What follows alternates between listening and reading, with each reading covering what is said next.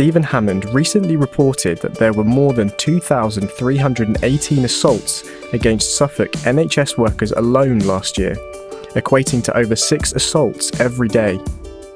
The most recent NHS staff survey revealed that this is not an isolated trend, with more than 15% of all NHS employees having experienced violence from patients, their relatives, or the public in the last 12 months, the highest figure for 5 years.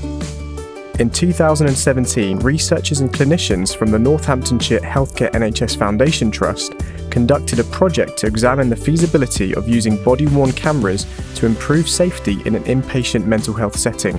Feedback was collected from staff and patient groups via focus groups and questionnaires, with overwhelmingly positive feedback.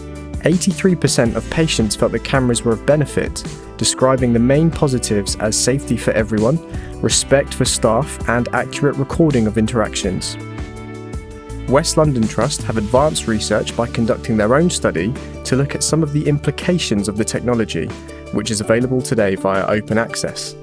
The report has found that body cameras have resulted in a significant reduction in the seriousness of incidents on local services admissions wards, with a marked decline in the use of tranquilizing injections during restraint incidents.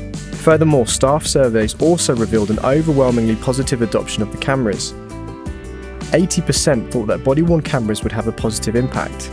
86% thought that body-worn cameras would help reassure both staff and patients. 60% could recall a work incident where they'd wish they'd had a body camera. Lead author Tom Ellis from the University of Portsmouth concluded the changes after body-worn camera introduction across all 7 of the West London Trust mental health wards in this pilot study are encouraging. The number of most serious incidents was significantly reduced. Calla is making a big difference to hospitals across the UK. Visit www.calla.co to learn more.